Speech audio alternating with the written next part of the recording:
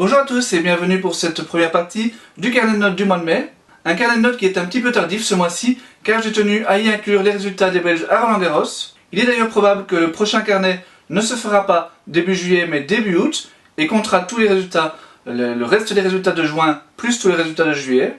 En effet, Wimbledon cette année se termine le 15 juillet. Ça n'aurait pas beaucoup de sens de faire un carnet rien qu'avec les tournois de préparation. Mais pour l'instant, on est encore à la terre battue avec quelques résultats assez bons tout de même ce mois-ci et je vous détaille ça tout de suite.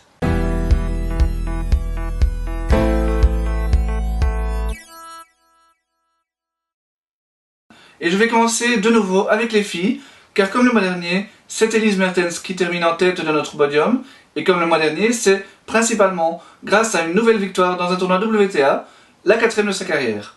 Au palmarès des Belges qui ont gagné le plus de titres à la WTA, elle occupe déjà la 5e place, à égalité avec Dominique Malamy. Les 4 premières sont très largement en avance Justine Henin et Kim Clijsters, et plus si loin que ça, Sabine Appelmans et Janina Wittmeyer. C'est à Rabat qu'Elise a soulevé ce nouveau trophée, dans un tournoi où elle était tête de série numéro 1. Et ça aussi c'est assez intéressant car c'est la première fois qu'elle avait à gérer cette pression d'être la favorite numéro 1, et elle l'a fait de main de maître. Il n'y a qu'au deuxième tour qu'elle a eu un petit accroc puisqu'elle a perdu le premier set au tie-break avant de rectifier le tir. Elise a ensuite remporté tous ses autres matchs assez facilement. Après Hobart et Lugano, Elise remporte donc son 3e tournoi de la catégorie internationale cette année. Elle s'est ensuite rendue au tournoi de Madrid, un des tournois les plus importants de la saison après les Grands Chelems. Et là, elle a franchi un tour avant de croiser le fer avec la numéro 1 mondiale Simona Halep, qui ne lui a malheureusement laissé que 3 jeux. Une numéro 1 mondiale qu'elle a retrouvée en 8e de finale à Paris après un très joli parcours. Et là encore, malheureusement, la Roumaine s'est montrée intraitable. Elise est donc encore un ton en dessous de ces joueuses-là, mais c'est normal, hein, c'est vraiment le top. Et ce qu'elle doit surtout retenir de ce très bon Roland-Garros, c'est ce super parcours justement et la bonne affaire qu'elle va faire au classement. De manière assez surprenante, Kirsten Flipkens a réalisé la meilleure saison de sa carrière sur terre battue. Rarement très à l'aise sur cette surface, l'Anversoise ne comptait jusqu'ici qu'une seule demi-finale. C'était au tournoi de Fès et ça remonte tout de même à 2011. Elle n'avait d'ailleurs pas dû à l'époque battre de joueuses du top 100 pour se hisser dans le dernier carré. En dehors de cette occasion, elle n'a jamais réussi à remporter 2 matchs de suite dans le tableau final d'une épreuve WTA sur terre battue. Et sa meilleure perf date de 2008, ça remonte tout de même, c'est lorsqu'elle a battu Lucie Safarova, alors 38e mondiale, au tournoi d'Estoril. Il s'agissait d'ailleurs de sa seule victoire sur terre face à une top 50 avant cette année. Après avoir déjà atteint un quart de finale à Lugano, en battant là déjà une top 50, elle a réalisé la meilleure perf de sa carrière sur terre battue en battant Petra Martic au premier tour du tournoi de Rabat, Martic qui était 36e mondiale. Tête de série numéro 3 de ce tournoi, la Croate a tout de même déjà atteint 2 fois les 8e de finale à Roland-Garros, donc elle sait jouer sur terre battue. Mais ce n'est pas tout, Kirsten a encore fait mieux à Nuremberg, où elle a atteint sa 2e demi-finale sur terre battue. Son plus beau succès, elle le signe en quart de finale, lorsqu'elle vient à bout au tie-break du dernier set de Kiki Bertens, 18e mondiale et demi-finaliste à Roland-Garros en 2016. Lors du Grand Chelem parisien justement, Kirsten a encore remporté un match, ce qui constitue tout de même le 8e de sa saison sur terre, une performance qu'elle n'avait jamais réalisée jusqu'ici. Et au deuxième tour, elle a encore opposé une belle résistance tout de même à Daria Kasatkina qui s'est ensuite hissée en quart de finale. Les performances de la 3e joueuse du podium, Alison Van Uytvanck, ont tout de même été un cran en dessous, mais à sa décharge, elle est tombée 2 fois d'entrée sur ses 2 compatriotes, Elise à Madrid et Kirsten à Nuremberg. Contre cette dernière, elle ne s'est d'ailleurs inclinée qu'au tie-break du dernier set. Entre les deux, à Rome, elle a obtenu quelques beaux succès en qualif, notamment contre Sam Stosur. Certes, l'Australienne n'a plus le niveau qu'elle avait lorsqu'elle atteignait la finale à la porte d'Auteuil, mais ça reste un gros morceau à jouer sur terre.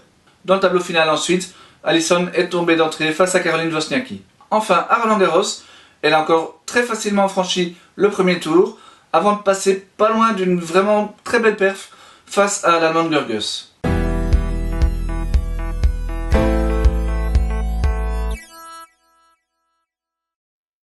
La première place de notre podium ATP revient, et c'est une assez grosse surprise, à Arthur de Greef. En cette participation à des tableaux finales de Challenger depuis le début de l'année, Arthur n'avait en effet réussi à remporter qu'un seul match. Un résultat vraiment faible pour un joueur qui, en 2017, avait atteint 2 demi et 3 quarts à ce niveau. Cette série de contre-performances lui a fait perdre plus de 100 places au classement en 4 mois. Ce fut donc une réelle surprise, et je suppose pour lui un réel soulagement, de le voir s'imposer au Challenger d'Ostrava. Ce tournoi était doté de 64 000 €, donc il était assez relevé. Et d'ailleurs, Arthur a débuté son parcours par un affrontement face à Sergej Stakowski, ancien 31e mondial et tombeur il y a 5 ans de Federer à Wimbledon, vous vous en souvenez peut-être. Alors la terre battue n'est sans doute pas la meilleure surface de l'Ukrainien, mais il a tout de même réussi par la suite à sortir des qualifications à Roland-Garros et même à franchir un tour dans le tableau final. La victoire d'Arthur en 3-7 est donc bien une très belle performance. Et il l'a surtout boosté pour la suite de son tournoi, où il n'a plus dû rencontrer de joueurs de ce calibre-là, mais où il a tout de même obtenu encore 4 succès face à des joueurs mieux classés que lui. Et il a en plus souvent gagné ses matchs au mental, comme lors de la finale notamment face au Croate Serdarusic, qu'il a battu alors qu'il avait perdu la première manche. Malheureusement, Arthur n'a pas réussi à poursuivre sur sa lancée puisqu'il s'est ensuite incliné d'entrée à Bordeaux et à Mestre.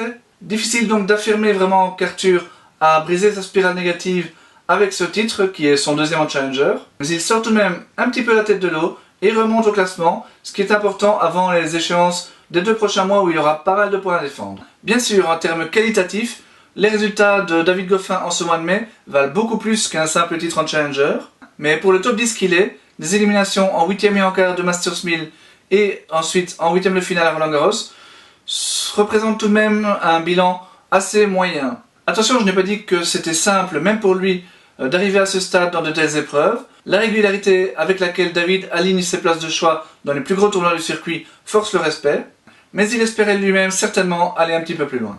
À Madrid pour commencer, où il s'est incliné en 8e de finale et en 2-7 face à Kyle Moon. Après, le Britannique est à l'aise sur terrain, il avait notamment atteint la finale à Marrakech un mois plus tôt. Et on se souvient également qu'il avait déjà malmené David lors de leur précédente confrontation, lors de la finale de la Coupe Davis 2015. Le meilleur tournoi du Liégeois fut sans conteste celui de Rome, où il a atteint l'écart. Alors il a certes bénéficié de l'abandon de Del Potro en 8e de finale, mais il avait pris l'ascendant sur l'Argentin avant que celui-ci ne jette l'éponge. Et en quart, David a poussé au 3-7 Alexander Zverev, vainqueur quelques jours plus tôt à Madrid.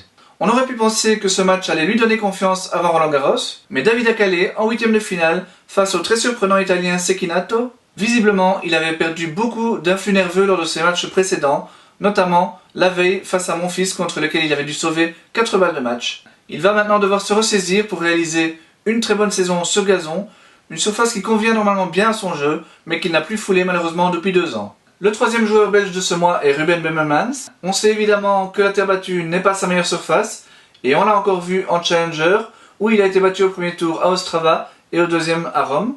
Il a ensuite disputé les qualifs du tournoi ATP de Rome, mais sans plus de succès. Par contre, il peut réellement être satisfait de son tournoi de Roland-Garros, battu au dernier tour des qualifications par l'ancien top 30 Bellucci, ce qui en soi n'était déjà pas un mauvais résultat, puisque, bon, je viens de le dire, sa préparation n'avait pas été vraiment exceptionnelle. Eh bien, il a eu la chance d'être repêché et il l'a saisi. Opposé au premier tour à un autre joueur qui n'est pas très à l'aise sur la surface, l'Indien Bambry, il a pris sa chance donc et a battu ce joueur en 3-7 pour se qualifier pour la première fois pour le deuxième tour de Roland-Garros. Dommage vraiment qu'il n'ait pas ensuite réussi à convertir un avantage de 2-7 face à l'Estonien Zop qui lui aussi avait été repêché, mais dans l'ensemble, ça reste vraiment un tournoi très positif.